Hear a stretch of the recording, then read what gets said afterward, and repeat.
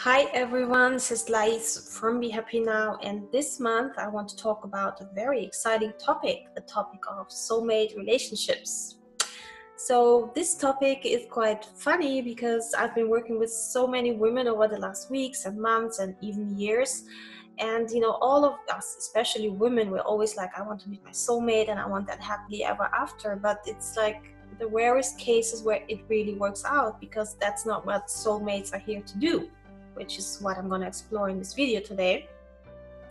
So who are these freaking soulmates, right? Soulmates are souls from your soul family. So you reincarnate with them again and again in different lifetimes, in different constellations. So let's say your romantic partner, your soulmate right now with whom you might be together, might have been a son in a previous lifetime, or a sister, or a best friend, or a teacher.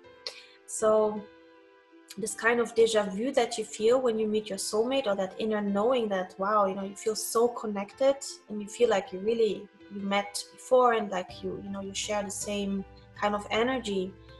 It's because you're from the same soul family. So this is who your soulmate is. And even though now it might be a romantic relationship, there's also other soulmates. There's not just one. So you might have several soulmates around you now. That might be a parent or a sibling, and they are all from that soul family. So you're all in that same group of souls, basically. Just like here on earth, you have your earth family, right? Your mother, father, or siblings. We also have a soul family up there. And it doesn't mean that all of your family members are part of that soul group, which sometimes leave you feeling like you're the black sheep, you don't belong to that family. So for me, growing up, I was always like, have I been adopted? It feels so different. But later on, I then realized, what, they're not my soul family. I'm from a very different soul family. So it feels like different energy, different values, etc. Okay, so that's about who they actually are. And now, when do soulmates come into our lives in a romantic capacity? It has always been divinely timed, even though they show up in the most ridiculous situations. For example, when you're married, right? I've been working with so many people who were married when they met their soulmates, and it's quite painful to go through this, because what are you supposed to do, right? You are married, you might have kids already, and then the soulmate pops up. It has been timed that way, so there must be a reason why these soulmates pop up. And they don't pop up when you're happily married, never. They always pop up when there's something missing, when you're off track somehow in your life, when something is missing, right? When you've been losing yourself, maybe. That's when they pop up. And typically what will happen is that if you're married or in another relationship, you will jump out of that marriage or out of that relationship, because you have to explore what's going on with this soulmate relationship. And what happens is that once you go for it, once you merge your energies with that soulmate, first you have that honeymoon period where everything seems like divine. It seems like paradise, right? It seems like you're the luckiest girl, the luckiest man in the world. Everything's perfect. You think you really finally met, the one. And unfortunately, that period doesn't last very long, because then the triggering will start happening. You will be triggering each other a lot. Your soulmate will bring up your worst fears, your worst nightmares. He or she will bring up really everything you don't like about yourself, and they have this gift of looking into your soul and telling you exactly all your weaknesses and your flaws and everything you've been hiding. They want to show anyone. But you can't do that with your soulmate. It will never work. They will look right through your bullshit. And that's what's so painful, because sometimes we feel we're not ready yet to share all that junk and all that nastiness that we have been hiding inside of ourselves. But they push us, they make us vulnerable. We feel raw. We are so open when we meet a soulmate. Our whole energy just expands. Our whole chakras are opening up. And this process of opening your energetic system means that whatever you've been hiding will come out, and it's painful for some of us, right? Especially if we had a lot of baggage that we were carrying. And this is why it was divinely timed, because your soulmate came to show you what there is to heal within you, so that you embark on a journey of self-development, of getting to know your authentic self on a soul level. That's the only reason why they come. It was never meant to last forever, unless of course you already had done all your work, and then you might have a more stable relationship with the soulmate.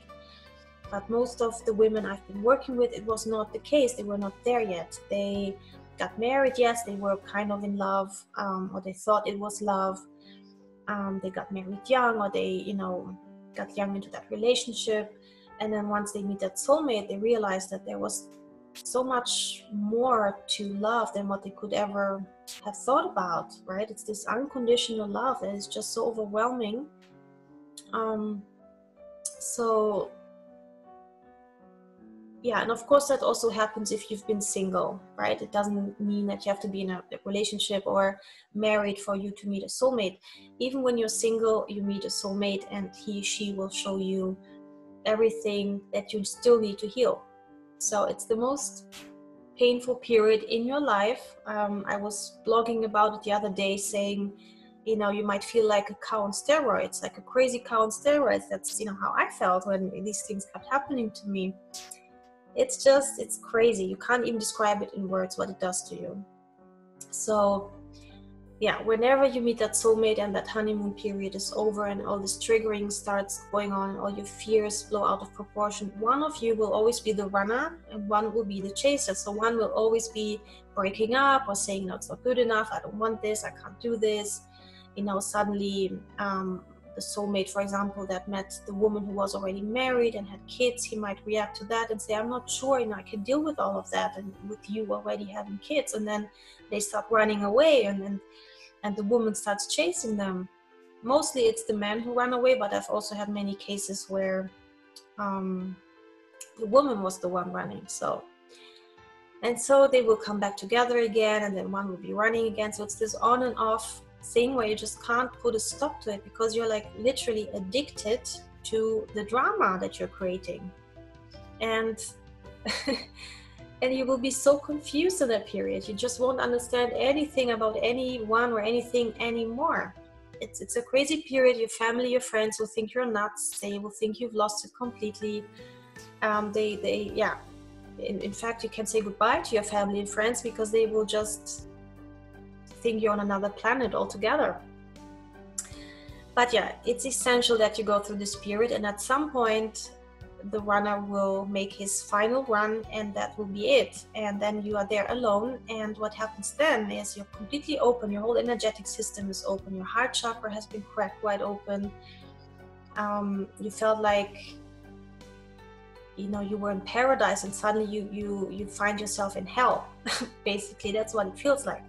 But you're in hell and your whole system is open and you don't know what to do with it. And the only thing that you can possibly do is start looking into your soul and into all the luggage and the baggage that you've been carrying, and to start, putting it into order again, and then starting to heal things, starting to acknowledge that there were still things that you needed to address, that there were still things you need to forgive.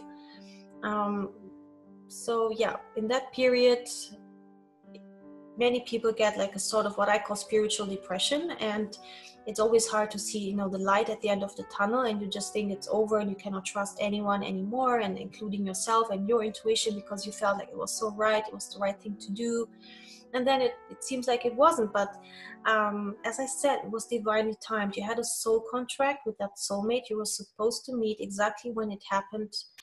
It had to happen. And you had to go through this period. So this spiritual depression that might happen afterwards is part of your healing process. It's part of the detox, and it's part of you claiming back your power. It's all about that again, becoming whole, right? Healing so that you feel whole again. So it's really, even though it's so nasty, it's the most divine process you will ever go through.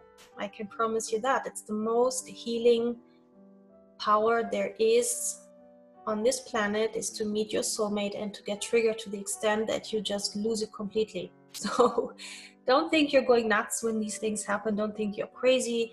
Everything you go through in this period is completely normal. And at some point, your energetic system will have done its work. and it will close down a little bit again. You will feel more protected again. You will feel more secure, and above all, more empowered again.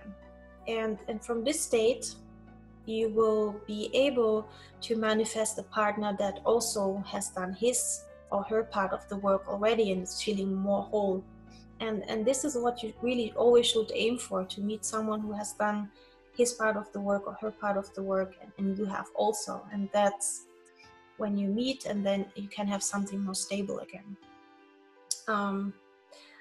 So yeah, I think for you in June this month, I would encourage you to think back to the times where you feel like you might have met a soulmate, and think back at that transformation that might have occurred. Think back if you feel like you transformed everything there was to transform, or are you still holding on to some luggage, some baggage, something that you wish you could address and work on, because really June is the perfect month to start working on all of that. And not just for you singles, for anyone who's married, who's in a long-term relationship also, because the deeper we heal ourselves and the deeper we build a relationship with ourselves, the deeper you can go with your partner. And I work with so many couples, and they keep saying, you know, our communication is just really not good and we are not intimate together anymore. And I don't feel he or she, you know, loves me the way I deserve to be loved. But all of that is just a symptom of the relationship you have with yourself, right? If you feel your partner's not listening, think about whether you are listening to yourself. Are you listening to your soul and what your soul is telling you? Are you listening to your intuition, your gut feelings? Are you listening to what it is that you need to heal right now? So always bring back those questions to yourself, and see what it is inside of yourself that still needs to be addressed, to be healed, to be balanced, etc.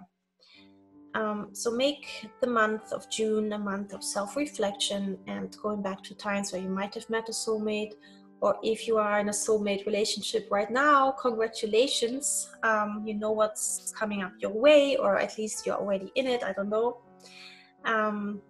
And just know that everything that's happening has been divinely timed, and it's all part of the process. All the craziness is part of the process. And for those of you who have never experienced something like this, but it might be popping up this summer or this year, you already know, you're a bit more prepared of, you know, what comes your way. So yeah, whatever happens, even if you're married, you know, everyone will always make you feel guilty, but it has always been divinely timed. It's all I can say. So even if you're married and a soulmate pops up for a reason, and it's your opportunity for growth on a soul level. Okay, so I think that's it, what I wanted to share. As always, I would love to hear back from you, especially with your experiences, if you have already met a soulmate, or if you're in a soulmate relationship right now, or if you're preparing yourselves to meet a soulmate. I can psychically always check your energy and see if there's something in the way. So feel free to comment below or to send me an email. I'm loving to hear from you always. So lots of love. Bye bye.